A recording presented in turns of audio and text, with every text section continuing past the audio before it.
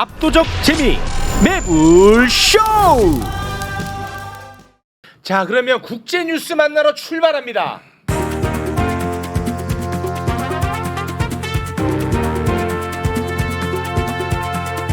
세계로 뻗을래요.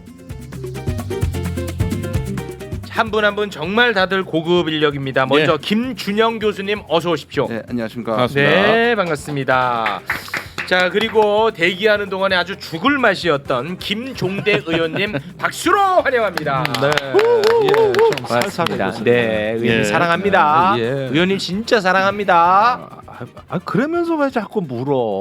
아니 안 묻잖아요 의원님한테 이제. 알았어요. 예, 사랑합니다. 예. 자, 그리고 오랜만에 나왔는데요. 안 본 사이에 예. 고초를 겪었다고 합니다. 네. 알파고 기자님 어서 오십시오. 네, 안녕하세요. 네, 반갑습니다. 아이고, 예. 아니 그 고초를 겪고 오셨는데 네, 형이 고초를 또 겪었어. 보자마자 음. 야 너 풋살 왜 안 나와 새끼야. 그거 제 멘트였는데 그걸 제가 말씀드리려고 아니 이거 했는데 뭐냐면 내가 네. 딱 알려줄게. 네. 그만큼 일상이 소중하다. 깊은 뜻이. 일상으로 예. 빨리 우리 좀 복귀해야 되지 않겠느냐. 일상으로 어, 예. 이런 차원의 인사였던 제 글쎄요. 스타일의 인사입니다. 아, 예. 자, 어떤 고초를 겪었는지 모르는 분들이 좀 많으실 테니까 네. 뭐 어떤 일이 있었어요? 저 그 레바논에 갔었거든요. 레바논에 갔었어요? 네, 왜요? 왜냐하면 딱 봐도 전쟁이 터질 뻔해요 거기도. 레바논도 예. 지금 전쟁 직전이에요? 왜냐면 이미 주모식들이 있었어요 동네마다. 왜 뭔데? 나 몰라. 국경에서 이스라엘이랑 서로 좀 약간 복역을 하고 있거든요. 매일 레바논이 매일. 위험 지역이구나. 네. 그 지도를 좀 한번 좀 볼까요? 이제 지도를 네. 보시면 이스라엘의 북부에는 레바논이라는 나라가 있어요. 자, 여기가 저 쭉 위에 레바논이 있네. 예. 저기가 지금 굉장히 위험한 지역이라는 그렇죠. 지금 거죠. 하이파에다가 레바논 애들이 로켓을 사고 있고 그리고 이스라엘도 레바논에다가 로켓을 사고 있는데 예. 레바논은 누구 편이야? 선생님, 하마스? 사실은 레바논은 하마터면 이스라엘 편 될 수도 있어요. 거기 예전에는 이스라엘 편하고 팔레스타인 편 애들이 서로 내전을 했던 결국 배경이 있는 나라예요. 근데 지금은 지금도 지금 긴가민가예요. 왜냐하면 그 하마스의 편을 드는 헤즈볼라이라는 무장 단체가 있는데 네. 들어가고 싶어요. 아 이때다. 이때 좀 들어가야겠다고 했는데 근데 레바논이 다른 애들이 들어가지 마. 너 때문에 이스라엘이 쳐들어오면 우리가 망하잖아. 큰일 날 수 있어. 왜냐면 예전에 들어본 적이 있었어. 2006년에. 예. 그래서 그렇지. 지금은 예. 약간 관망하는 입장이구나 그냥. 그럼에도 불구하고 지금 국경에서 교전은 벌어지고 있고. 근데 전면전이 아니에요. 근데 그거는 이스라엘이 공격하고 있는 거예요? 아니 양쪽이 다. 양쪽이 다. 다, 예. 뭐 어떻게 해? 제일 안타까운 입장이네. 그러니까 네. 헤즈볼라하고 이스라엘 간에 주로 박격포 드론을 쏴대고 있는데 네. 그게 매일매일 일정해요. 어. 그런데 이제 가자 지구에 이스라엘 지상군이 침공하니까 그것을 저지하기 위해서 헤즈볼라가 계속 박격포를 쏴대고 이스라엘에? 그럼 이스라엘이 응징하고 그리고 하이파는 이스라엘 최대 항구예요. 그러니까 여기에 쏴대면은 이게 적대 행위가 되니까 그럼 계속 몇 배로 보복하죠. 그래서 레바논이 굉장히 위험한 지대인데 거기에 가셨습니다. 이제 분위기를 보려고 왜냐면 공격이 취재하시러?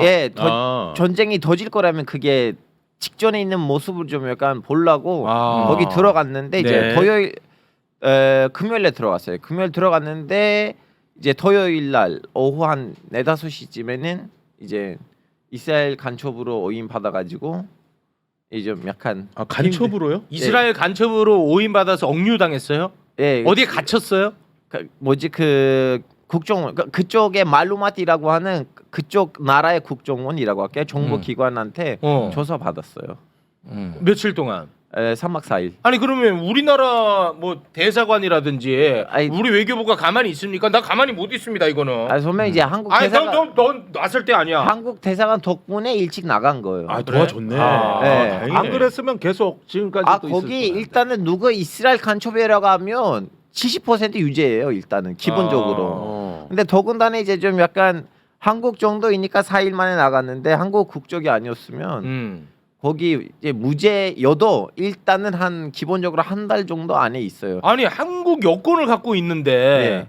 너를 어떻게 건방지게 그렇게 억류를 정말 이스라엘 간첩들은 이스라엘 여권 갖고 있진 않아요. 다른 나라 국적에 있는 사람을 꼬셔서 자기 간첩으로 보내주죠. 아니 그럼 너가 지금 말하는 거 보니까 네. 이상한 짓을 좀 했나 본데 거기서. 정말 저는 이제 결론적으로는 기자이고 여기저기 돌아다니고 네. 거기 이제 좀 약간 이제 분위기 이렇다 사람들이 이렇게 하고 있다라고 해서 좀 약간 사진들 찍고 있었는데 사람들이 오해한 거예요. 아 뭔가 이렇게 자꾸 취재하고 사진 네. 찍고 영상 찍고 하니까 얘가 솔직히 말씀드리니까 이 부분은 제가 스킵하고 있어요. 보안 문제 때문에 많은 사람들이 이 부분을 얘기하지만 제 왜 잡힌 문제를 제 왜 잡힌 건지 2, 3년 이후 말하려고 아, 지금. 왜냐하면 이유가 우리나라 있긴 있네요. 부대가 지금 거기 있어요. 동명 부대라고 해서 아 레바논에 우리 부대가 평화유지군. 있습니까? 네, 아 평화유지군이 평화유지군이 있어요. 우리나라 그리고 부대가 있어요. 너무나 위험한 지역에 있어요. 우리나라 군이 3km 떨어져 있어요. 예. 지금 말 다 하고 있는 것 같은데. 아 그래서 그 관련해서 너가 취재하러 갔나 보구나. 네. 아니 그것 때문에 예민해요. 그래서 저는 더 이상 얘기. 아. 네. 중요한 건 이제 그 다음 부분이 어차피 공식적인 거니까 기관에 들어가서 조사 받았다는 거 어차피 공식적인 내용이니까 그건 어쩔 수 없고. 아. 아니 그럼 우리나라 그 평화유지군까지 있는데 네. 아 너를 그렇게 그 억류한다는 게 생각할수록 기분이 정말 나쁜데요. 걔네들 보기에는 여권이 한국 여권인데 얼굴이 한국인 아니잖아요. 그리고 아. 또 와서 이상하게 사진 찍고 있는데 그럼 이 어. 사람 좀 약간 조사 받을 만하다라고 생각해서 조사 받았는데 다행히도 저는 안 맞았고 왜냐면 눈앞에서 맞은 사람들이 아, 있었어요. 고문이요? 고문? 너무 거기 너무 살벌한 분위기예요. 왜냐하면 위에도 시리아가 있잖아요. 시리아에 있는 이제 무장단체 대원들이 무장단체로부터 도망가려고 하면 레바논을 통해서 도망가려고 하거든요. 그리고 아하. 또 팔레스타인 무장단체 애들도 있고 거기에 온갖 다 있어요. 어휴.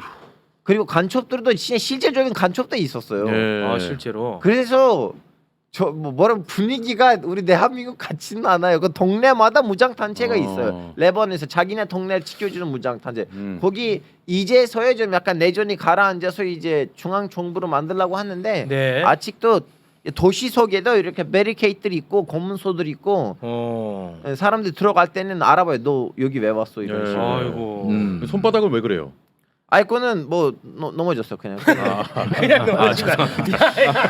아 혹시라도 그냥 놀다가 넘어졌어. 아, 놀다가 넘어졌어. 아, 혹시라도 그 얘기는 하지 걱정돼가지고. 말아달라고 그러니까 했는데. 레바논 가서 그러니까 한국 가서 넘어져도 손이 깨진다고 그랬는데 하여간 고철 많이 겪으셨는데 네. 이게 전쟁 지역은 아니지만 그러나 항상 이렇게 전운이 감도는 사회의 일반적 특징 아니겠어요? 네. 거기에다가 이제 그 알파고가 이력이 좀 복잡하잖아요. 네네네. 그러니까 자칫하면 한국이 아니라 튀르키예로 보내버린다. 아, 이럴 수도 그러면 있겠네요. 끝나요. 아니 저는 그렇죠. 사실 네. 그거 문제였어요. 저 안에 있을 때도 그 레바논 정보기관 당국 출신 한 명이 있었어요. 그분도 안에 있었거든요. 애가 그 얘기했어요. 너 진짜 그 한 10,000불 너를 터키에다가 줄 수가 있어요. 예를 들면 터키 국정원이 너 여기 있다는 걸 알고 있고 와서 우리 직원 중 한 명한테 야야 걔 우리한테 줘 내가 넌 다 10,000불 줄게 하면 그냥 넘겨줄 수가 있어요. 그래서 한국 와. 대사관은 빨리 너를 여기서 구출했으면 좋겠다고. 네. 아, 다행히도 이제 아니 우리 대사관은 어떤 역할을 했습니까? 바로 가서 얘기를 했어요. 얘가 우리 아. 시민이니까 그리고 우리가 알아요. 얘는 그 정가 이력 하나도 없고 일반 시민이니까 빨리 뭐 풀어주세요. 네. 그러니까 우리 대사관은 부산 엑스포 같은 삽질이 아니라 이런 일을 해야 되는 거예요. 원래 그렇게 그런 거 연결이. 하라고 네, 네. 외교부가 있는데 네. 그 부산 엑스포에 왜 쫓아가고? 아 근데 아이고. 선배님 진짜 우리 대사관이 너무 영화 같이 했어요. 일을 왜냐면 저 아유, 다행이다. 불리자마자 바로 연락을 해가지고 위치 좀 알려주세요. 우리 지금 알파고시 있는 대로 달려고 있어야 하고 저를 레스토랑에서 잡아가지고 뭘 하실 거예요? 빨리 나가시면 좋을 것 같은데 하고 우리 이제 공항에 가서 공항에서 비행기가 이륙할 때까지 거기 기다렸어요 직원들. 그리고 영사님이 저를 거의 뭐죠 그 여권 통과하는 데까지 동행해 주셨어요. 그러니까 레바논에 우리 대사관이 있어요? 예 있어요. 있어요. 아 대한민국 외교부 오랜만에 네. 박수 한번 이거 쳐주세요. 아 수고 많으셨습니다. 아, 네. 고맙습니다. 아, 알파고 잘했어, 앞으로 제가 잘했어. 잘해드리겠습니다. 아니 네. 저는 앞으로 더 잘해드려야 아니, 돼요. 아니, 왜냐면 너무 잘해드리겠습니다. 한국 덕분에 제가 살아남았죠. 터키 사람이 없으면 끝장났죠. 너는 한국 사람이잖아. 그런 얘기를 할 필요가 없지. 그래서 저는 너무 이번에는 뭐라고 해야 되나 짓거리만큼 양심이 있어도 나는 진짜 한국한테 평생 동안 감사하게 살아야 된다는 그 생각이 이번에 너무 강력하게 아유, 너무 고맙습니다. 가라앉았어요. 네.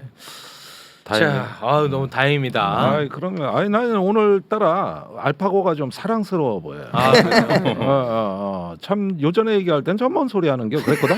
그런데 오늘은 보니까 이 삶 자체가 역사고 네. 스토리거든요. 네. 나 오늘따라 사랑스러워. 사랑스럽습니다. 네. 감사합니다. 두 분이 한번 배낭여행 갔다 오시기 바랍니다. 어디 레바논에? 아니.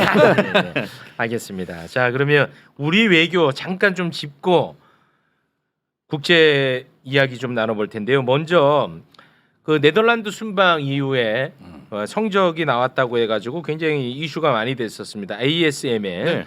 NAEUV라고 하는 장비 우리나라한테 주는 게 아니라 인텔에게 넘어갔다. 결국은 이 반도체 미국 니네들이 다 헤쳐먹는 거 아니냐. 뭐 이런 얘기들이 나오고 있는데 이거 좀 정리 한번 해주시죠. 이 너무 좀 어려운 분야라. 예, 뭐 이거는 그 ASML이 독점하시는 건 다 아시잖아요. 네. 여기 이 판에다가 이제 회로에다가 그리는 건데요. 지금 이거는 차세되고 지금보다 훨씬 더 빨리 더 정교하게 네. 그릴 수 있는 장비인데 그 첫 양산에 들어간 첫 번째를 이제 인텔을 가져간 거고 네. 이거는 이제 우리가 얼마 전에 동맹이라고 얘기했잖아요. 반도체 동맹. 반도체 동맹이라 그러면 우리한테 우선적으로 그게 맞다면 네. 사실 반도체 동맹이라는 것도 말이 안 되지만 네. 그게 맞다면 우리한테 주는 게 맞잖아요. 그리고 미국은 지금 우리하고 경쟁이기도 해요. 지금까지는 미국 내부에서 제조는 하지 않았단 말이에요. 그거를 인텔이나 이런 마이크론이나 이런 쪽에서 미국이 전체 반도체 공정을 완성하려고 한단 말이에요. 그러니까 한국에 투자도 받고 대만에 투자도 받지만 네. 미국이 이게 이제 완성되고 나서는 우리의 경쟁자가 되는 거예요. 미국도 그러니까 이제 제조에 들어가는 거예요. 우리가 하는 역할을 지들이 다 해먹겠다. 자, 안에서 이제 자체 공급망을 만드는 거예요. 아, 이거 그거에 위험한데. 인텔에다 갔다는 것은 상당한 우리한테는 경쟁이 되는 거죠. 예. 그러니까 지금 세계가 2나노급 전쟁입니다. 네. 삼성전자가 3나노까지는 성공했다는 거 아닙니까? 예. 이제 양산 단계는 아니지만, 근데 이제 2나노급에 먼저 도달을 누가 하느냐 이 전쟁인데 이건 뭐냐면은 인텔은 PC에 제공하는 반도체로 성공한 기업이에요. 근데 휴대폰에 대비를 안 해가지고 한 시대가 뒤처진 기업입니다. 네. 그런데 이제 인공지능에 도전을 하는 거예요. 그렇게 하니까 이 네덜란드의 ESML에서는 인텔하고 손을 잡고 이제는 앞으로 그 초고성능 그 집적회로 이게 그 저기 인공지능 시대에 있어가지고 어떻게 그 공급망이 형성되는가 이게 재편이 되고 있는 건데. 네. 근데 한국이 이 인텔에 간 장비를 2025년에야 우린 받는다는 거예요. 이게 받는다는 보장도 없긴 하죠. 어. 그때도 1년에 10대밖에 못 만든대요. 아니 그러니까 그러면은 이게 뭐냐면은 이게 초고정밀 집적회로 여기서부터는 이제는 인공지능의 반도체 주 공급자가 누가 되느냐인데 네. 이때부터 이제 우리가 저기 뭐야 네덜란드 가서 반도체 동맹이다 뭐 할 때는 원래 그걸 얘기하는 거거든요. 네. 휴대폰까지 우리 다 성공한 나라입니다. 네. 스마트폰 여기에 초고성능 반도체 4개가 들어가 있습니다. 예. 이것까지는 우리가 먹은 거예요. 네네네. 그러나 인공지능에서 요구하는 고집적회로는 아, 이건 이제 미국이 다시 먹겠다. 공급망에서 거기서 다시 주도권을 발휘하겠다는 아. 거고 거기에 우리가 격차를 못 벌리면 초격차가 유지가 안 되면은 이 반도체 성장 신화는 거기서 이제 정체됩니다. 중요한 문제네요. 대한민국의 굉장히 중요한 경쟁력과 직결되는 문제군요. 직결되는 거죠. 어. 예. 근데 우리나라는 빨라 2025년에 이게 이제 들어가는데 네. 지금 인텔은 내년에 2024년까지 생산한다는 거거든요. 네. 그러니까요. 2025년도 꼭 확정지을 그러니까요. 수가 빨라요. 없잖아요. 빨라요. 네, 그죠? 네. 예. 아 이건 굉장히 심각한 뉴스인데 이게 별로 좀 안 다뤄지는 것 같아가지고. 글쎄요. 그런데 이 반도체 전쟁에 지금 2라운드가 개막이 됐거든요. 네. 이제는 중저성능의 그 20나노 이하 아주 그 범용 반도체 지금 이것까지도 미국이 선전포고를 해놓은 상태이기 때문에 네. 지금 반도체 공급망이 전체적으로 흔들리고 있어요. 이럴 때 우리가 확실하게 중심을 잡고 주도권을 유지하지 못하면 네. 이 영광이 언제든 무너질 수 허물어질 있다. 이거 위기감을 갖고 대처해야 돼요. 이거 진짜 위험하다. 위기감을. 그런데 네. 네덜란드 가서 뭐 했냐는 거예요. 예. 네. 근데 보시면 얼마나 이 정보를 모르면 불과 이달이잖아요. 이달에 가가지고 동맹을 했다 그러고 우리가 확보했다 그랬잖아요. 네. 만약 이 사실을 미리 알았다면 그렇게까지 얘기 못했을 거예요. 못했지. 그러니까 이것도 제대로 파악 못하고 얘기한 거예요. 예, 그런 것 같아요.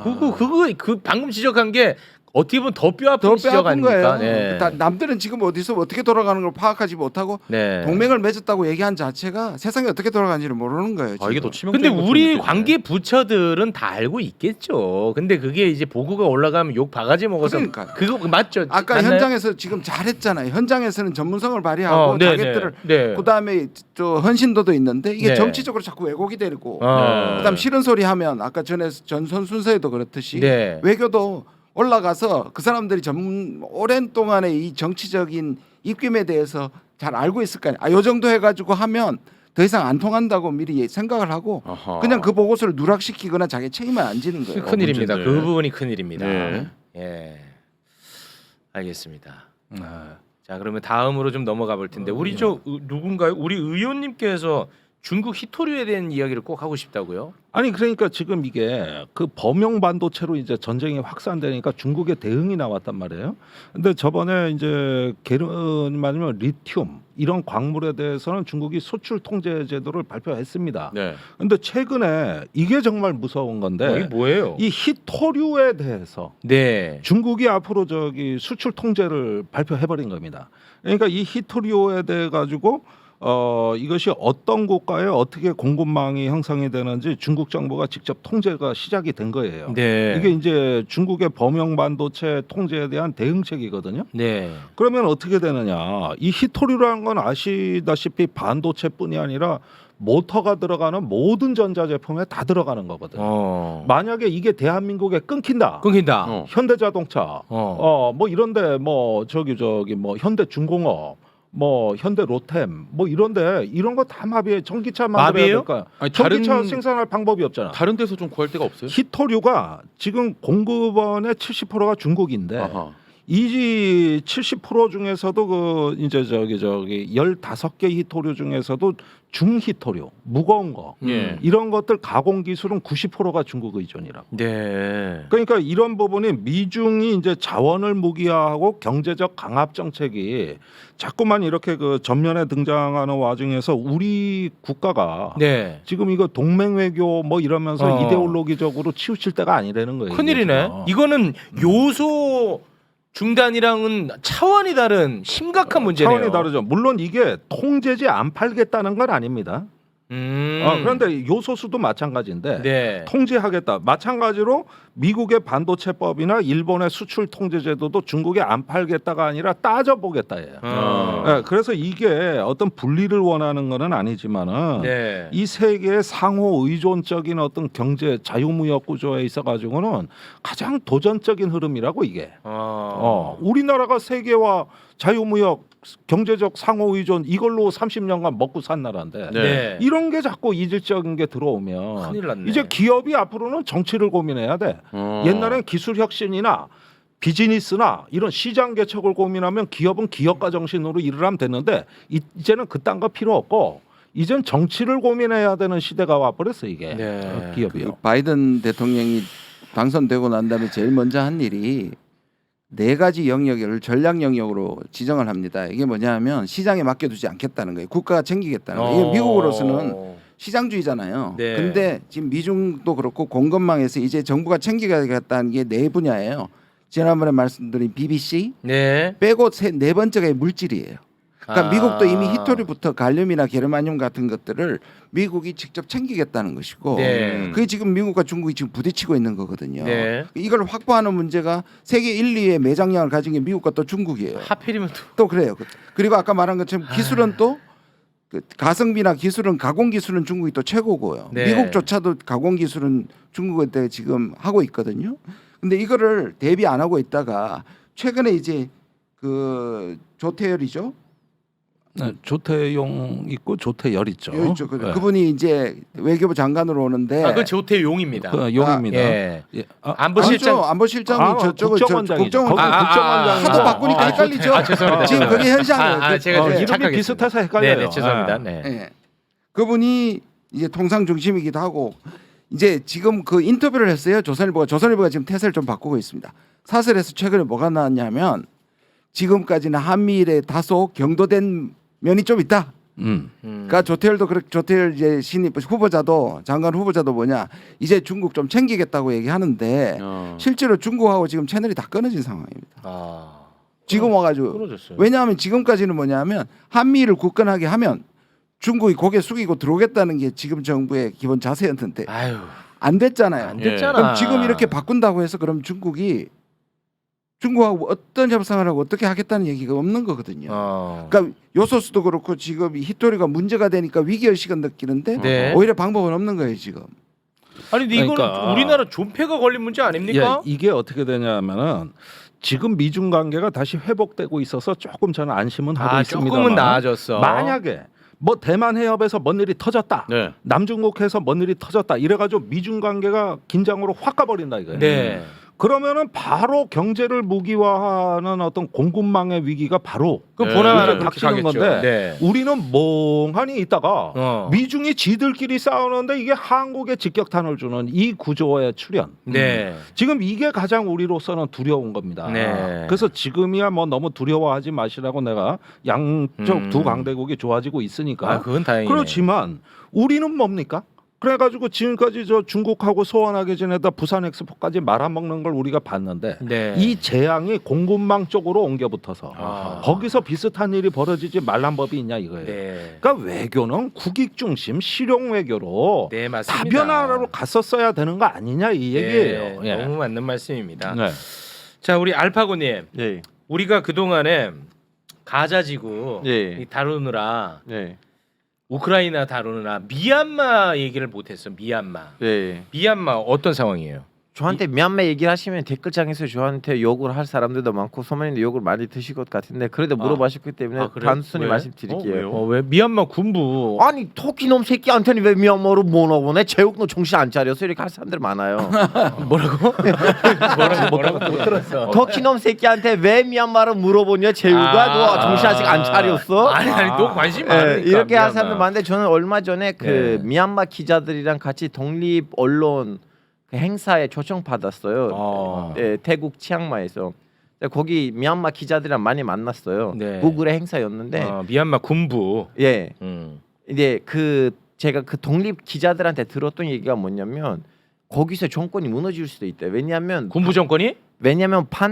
반정부 세력의 그 어. 군사력이 최근에 와서 너무 올라갔고 그래요? 일부 그 국경 지역에서는 거의 반정부 세력이 그 지역을 본인들이 알아서 이제 관리하기가 시작했고 오. 미얀마 군에 있는 이제 군인들의 일부가 나 더 이상 못하겠다고 하고 이제 탈영해요? 예, 반대편으로 넘어갔대요. 넘어가? 아, 투항해? 투항. 와 진짜?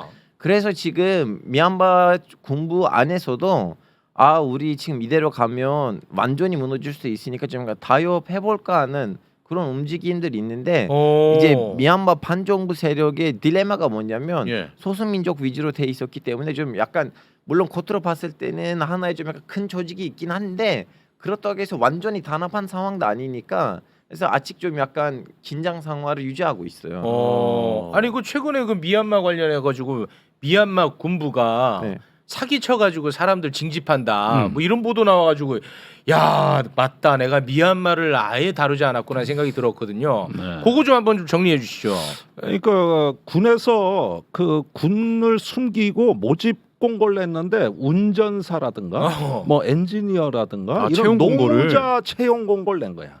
진짜 거기에 군대에서 그 그렇게 된 거예요. 급여 조건도 있고 숙식 뭐 제공 뭐 이런 것도 있어요. 네. 그래서 이제 취업난이 심하고 실업률이 높으니까 취업 공고를 보고 간 거야. 그렇겠지. 갔더니 휴대폰을 빼서 네. 그랬더니 훈련을 받아야 취업이 된다 그러면서 훈련소로 보내. 와. 갔더니 군사훈련소야. 와. 그럼 전쟁터에 보내는 거예요? 그래가지고 교육을 시킨 다음에 저기 군대로 보내는 것이죠. 강제 징집인 거예요 이게.